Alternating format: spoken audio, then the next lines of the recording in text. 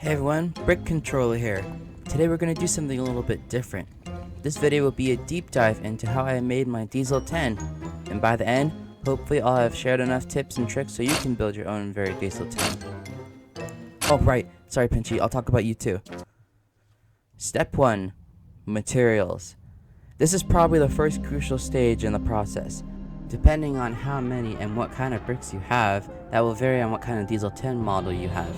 If you want a very precise model, or if you want a multicolored Diesel 10 model, there's no wrong way to make it. Now, here's the next steps on what you need for the materials. You will need bricks, simple Lego train wheels, and a face.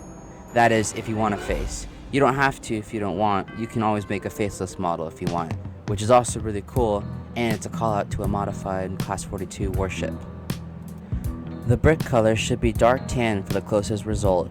It looks closest to how he looks in the movies, but if you're short on dark tan, I sure was, then yellow will do. For the wheels, you can find them used online or in Bricklink. Lastly, for the face. Now, there's multiple ways you could tackle this. You could build a Lego face attached to him using bricks to shape a mold of the face. You could smack a good old drawn piece of paper on it, or you could do what I did. I cut out eyes and a mouth for the face, glued it on, and then I used a pen to draw the detail on the face. Glued it on, and then I used a pen to draw oh, I already said that. Now, this could potentially stain the plastic with glue or marker, but if you know the risk and you're okay with it, then I recommend it. That's what I did, and I think it looks the best. Step 2. The cost. Now, this is where this is gonna get pretty painful. Lego costs money, and if you're like me, you're constantly low on money. There's a whole bunch of alternate ways you can do it by not destroying your wallet, and I'm going to name a few here, but of course there are other options I may not mention here. The first option, dig through scraps. If you're even more like me, I have years worth of scrapped bricks from Lego sets and random parts. This method is responsible for almost half of my trained parts, minus the exception of specific bricks I bought. The second option is to roll with it, and by meaning that you plan the bricks beforehand and then you buy most of them. This step is crucial, so you only buy the bare minimum that you need to finish your model. My average cost is $30 to $80 depending on the amount I need. Pretty pricey. Alright, now we've gone through the two basic steps that you need to get your bricks and your materials ready, so it's time for step 3, the assembly. So here I have the base body, the wheels, Pinchy, and the face. So you want to make sure when you're fitting Diesel 10 with his wheels.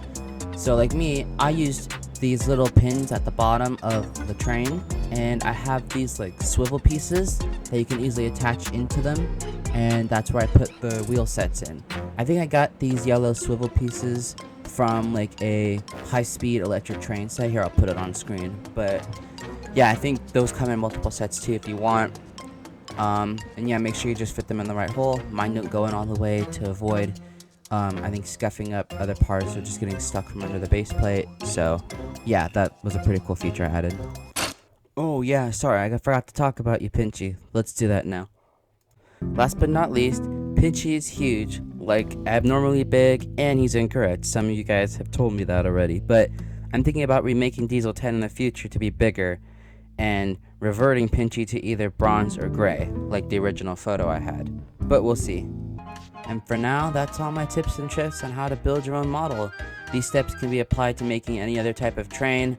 They're just the basic steps that you need to get parts and to build them, but it's all up to your imagination and creativity. All the trains can look how you want, it's just how you want to do it, and that's the right way. There's no wrong way to do this. You should just have fun and make your own Thomas trains. Thank you all so much for watching.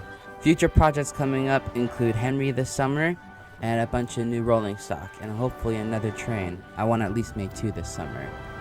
Thank you all so much for getting my Diesel 10 video up to 30,000 views. That is way more than I could ever have dreamed of, and you guys are amazing. I promise to keep up my quality and keep up my audience going, because you guys are worth it. Alright, I'll see you all soon, and until then, stay on your feet, twinkle toes.